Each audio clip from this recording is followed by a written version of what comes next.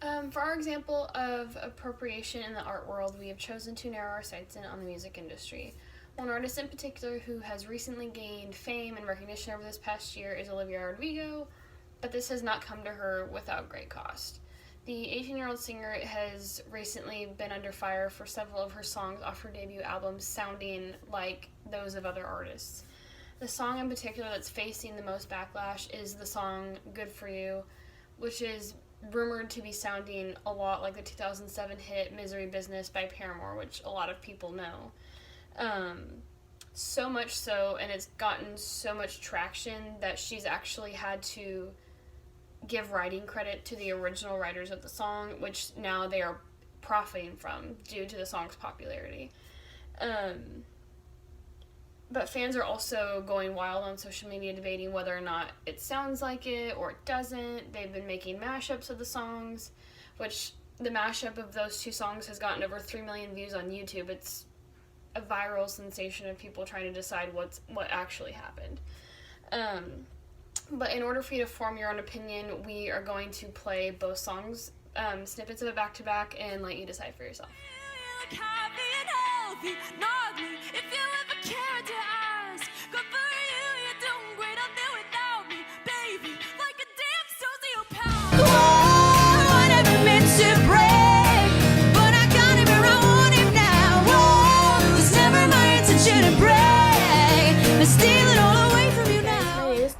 And I will be representing Olivia Rodrigo's response to the criticism and copyright accusations.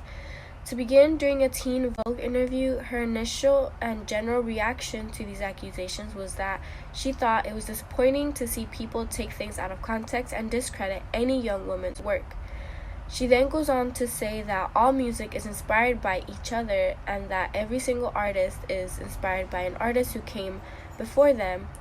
She says that it's a fun and beautiful sharing process, that nothing in music is ever new, and that there are 4 chords in every song, and the fun part is to try to make those chords your own. That being said, a month after the release of the song, Olivia saw to it that Paramore received the credit that it deserved in Olivia's Good For You song. Hi, my name is Nathan Kim, and I will be talking about how the media portrayed the Olivia Rodrigo Good For You plagiarism controversy. And depending on which news source you visited, there's going to be differing opinions on whether she plagiarized or whether it was influence or even how they phrased the whole controversy in general. So, for instance, according to a Variety article published on August 25th, 2021, the writer believes that the similarities between the two songs Good For You and Misery Business were compelling enough for Olivia Rodrigo to add Hayley Williams and Josh Farro to the list of co-writers for the song. The writer Jem Aswad contrasts this with Taylor Swift's plagiarism controversy. So Aswad states, in Rodrigo's case, the Paramore edition seems more clear-cut than the second Swift one, as the songs bear melodic and instrumental similarities. So this is a big contrast to another article I found. According to a iHeart.com article written by Katrina Natress, Katrina chooses to phrase this controversy in terms of influence as opposed to plagiarism. Natress quotes Rodrigo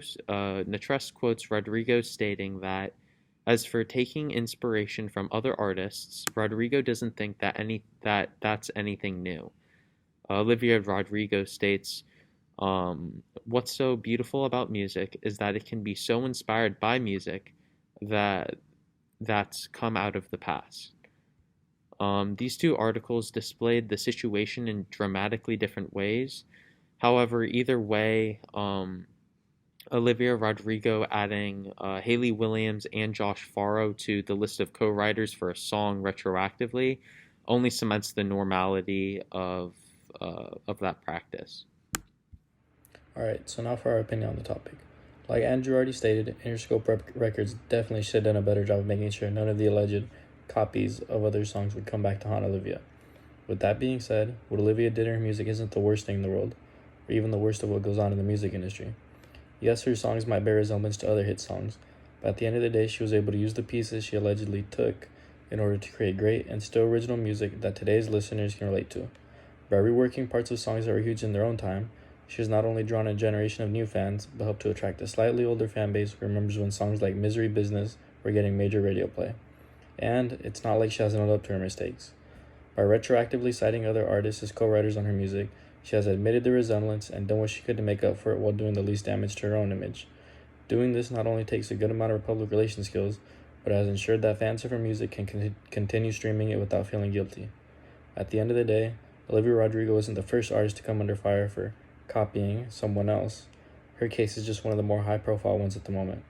And even if her songs do bear a little resemblance to other songs, I'm still going to stream Sour, and you should too.